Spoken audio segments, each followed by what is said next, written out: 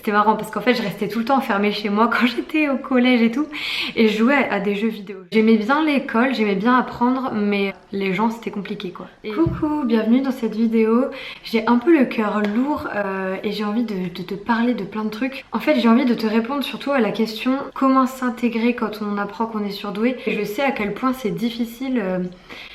Déjà quand tu sais pas que t'es surdoué et que t'es en train de le découvrir, et aussi quand tu l'apprends et tu passes par plusieurs phases. Moi j'ai eu toute une phase où j'ai eu un choc, c'est-à-dire vraiment un choc où si tu veux c'est quelque chose que tu cherches depuis tellement d'années, tu te demandes tellement ce que t'as, quel est ton problème, est-ce que t'es folle, est-ce que t'es fou, que du coup c'est un peu un choc. Voilà, c'est un peu un choc. Moi ce que j'ai fait c'est que j'ai beaucoup lu, je me suis formée toute seule en fait.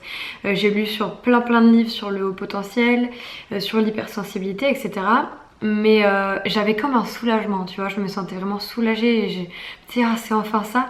Et ensuite je suis passée par une phase plus de colère en fait, c'est-à-dire je me disais, et ça m'arrive encore aujourd'hui honnêtement, mais comment ça se fait que je l'ai pas su avant, pourquoi mes parents ils l'ont pas remarqué, pourquoi à l'école personne l'a remarqué, pourtant ça se voyait, parce que du coup mon parcours scolaire, je peux te dire que on pourra en faire une vidéo. D'ailleurs si ça t'intéresse que je te parle de mon parcours scolaire, de comment ça se passait à l'école, je te ferai une vidéo, dis-le moi.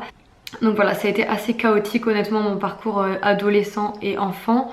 J'aimais bien l'école, j'aimais bien apprendre, mais voilà, les gens c'était compliqué quoi. Et j'étais tout le temps montrée du doigt, tout le temps vue comme différente. Et tu vois, tu développes en fait quelque chose que j'appelle le faux self. Je sais pas si je t'en ai déjà parlé dans des vidéos. Mais en fait ce que fait le haut potentiel, c'est qu'il développe comme une sorte de fausse personnalité qui lui permet de s'intégrer en fait, qui lui permet qu'on le dérange pas trop. Mais donc au fond de lui, il sent qu'il n'est pas vraiment lui-même, mais ça devient inconscient, tu vois, parce qu'en fait t'es tellement habitué à devoir t'adapter pour pas avoir de problème que tu t'en rends même plus compte. Et donc souvent tu peux ne même plus savoir en fait ce que tu veux dans la vie. Tu ne t'écoutes plus. Quand on m'invitait à des soirées, alors déjà on m'invitait pas souvent parce que voilà, je sortais pas énormément et c'était pas trop mon délire, je t'avoue que je m'ennuyais vachement. Et quand j'arrivais je me disais mais qu'est-ce que je fais là? Et puis tu vois, t'as une analyse en fait des personnes et je sais pas comment expliquer, tu vois ce qui se passe, tu vois ce qui est en train de se jouer, tu vois qui c'est qui fait semblant d'être comme ci ou comme ça, et tu comprends en fait tout ça, ce qui fait qu'en fait t'es là au milieu et c'est comme si tu vois t'étais à la fois ici et à la fois en train d'observer la situation et de te dire ok, faut que j'y aille quoi. Et donc plusieurs fois je suis restée dans ces ambiances et du coup je me sentais complètement anormale, complètement asociale, complètement bizarre. Parfois les gens te le disent donc tu te sens encore plus bizarre. Donc il y a vraiment un sentiment de rejet qui est hyper fort quand tu es au potentiel, sauf si tu as pu t'en rendre compte et l'identifier et accepter comment tu étais.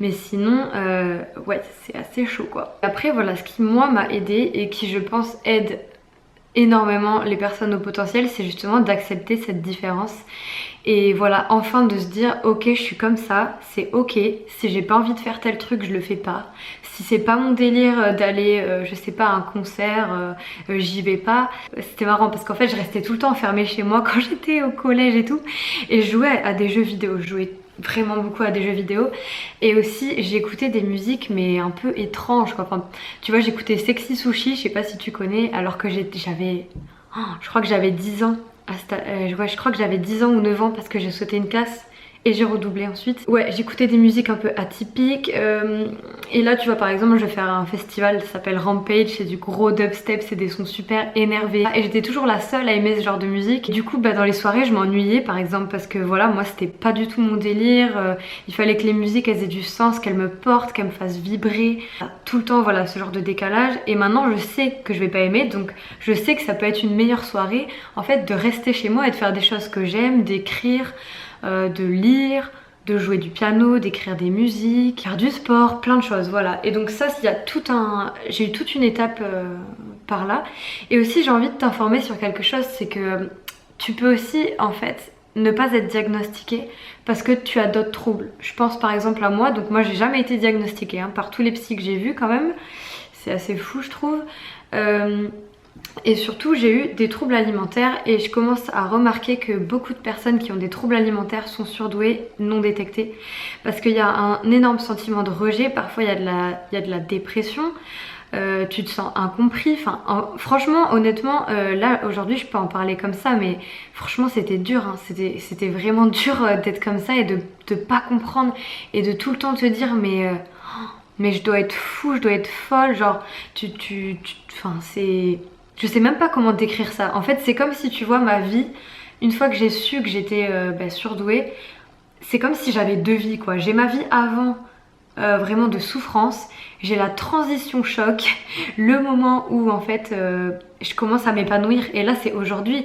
Et c'est pour ça quand les gens me disent mais moi mes années collège, mes années école c'était mes années préférées, c'était trop l'innocence et tout, moi je suis là alors là mais pas du tout quoi. Enfin moi ma vie elle commence maintenant quoi, parce qu'en fait c'est une deuxième naissance réellement. Quand tu commences à accepter qui tu es, à comprendre qui tu es, à gérer tes émotions, parce que ça fait que depuis, je pense, depuis que je coach et que je travaille beaucoup sur moi, que je gère beaucoup mieux mes émotions. Donc déjà pour te rassurer ça s'apprend.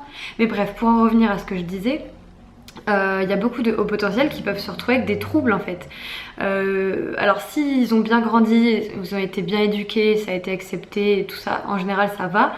Mais tu peux avoir des troubles alimentaires, des dépressions, tu peux...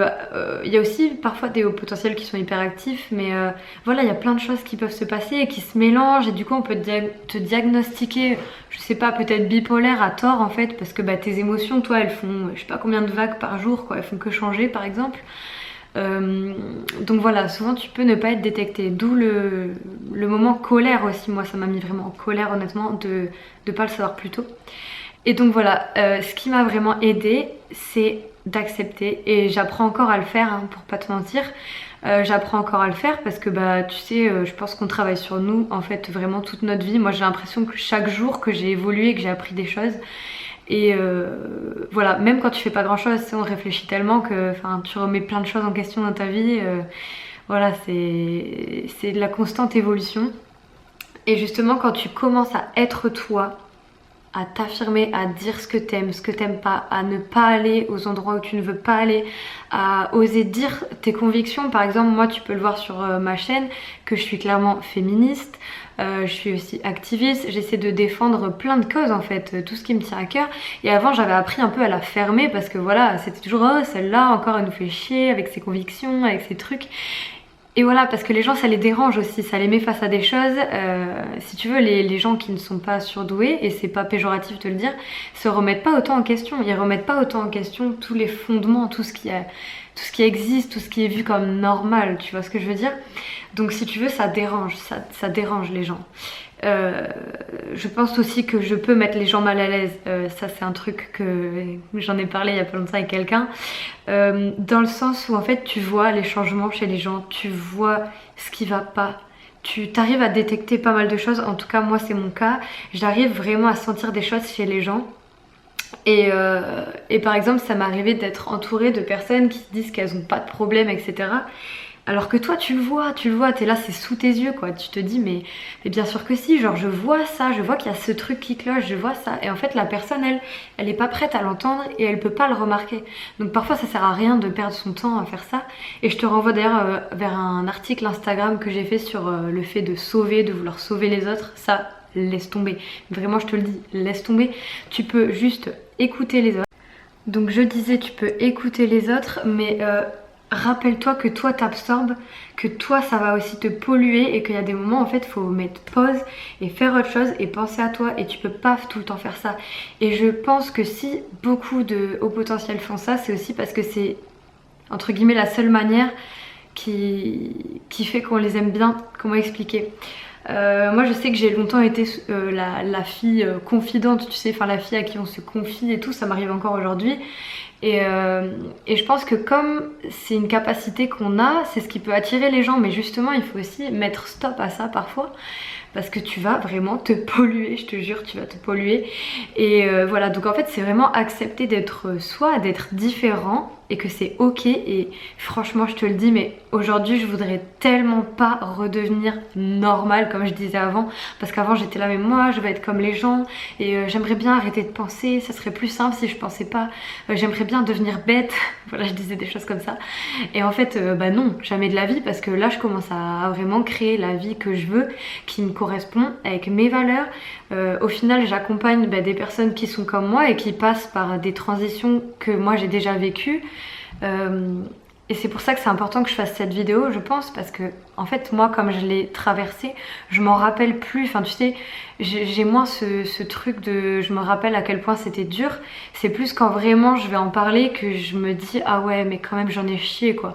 Tu sais, c'est ce que je disais à une fille dans une séance de coaching et que je fais, c'est un exo que je fais avec moi-même, c'est que quand je commence à me juger, ou si tu commences justement à te juger, te dénigrer, c'est de te rappeler en fait toi quand t'étais petit ou petite, de te visualiser vraiment et juste d'avoir de la compassion en fait, de te dire mais tout ce que j'ai traversé quand même c'est pas si facile quoi, et d'avoir de l'indulgence justement envers toi-même comme t'en aurais avec une meilleure amie, tu vois. Donc voilà, j'espère que cette vidéo va te faire du bien. Moi je pense que ça pourrait vraiment servir en fait que je fasse des témoignages de ma propre histoire pour que peut-être tu te reconnaisses ou que ça puisse mettre des mots sur des choses que tu ressens. Donc dis-moi si ce genre de vidéo ça te plaît, parce que franchement avec plaisir vraiment. Et comme tu le sais si tu me suis, j'accompagne justement les personnes hypersensibles et à haut potentiel, et franchement c'est tellement un bonheur de voir les gens être soulagés comme ça et de mettre les mots sur ce qu'ils ressentent. C'est vraiment le chemin vers le mieux et c'est hyper utile de le savoir justement, c'est hyper utile. Sur ce, je te dis à bientôt dans une prochaine vidéo. Si tu veux que je te fasse une vidéo sur mon parcours scolaire en tant que personne différente, atypique, n'hésite pas, ce sera avec plaisir. Et voilà, je te dis à la prochaine.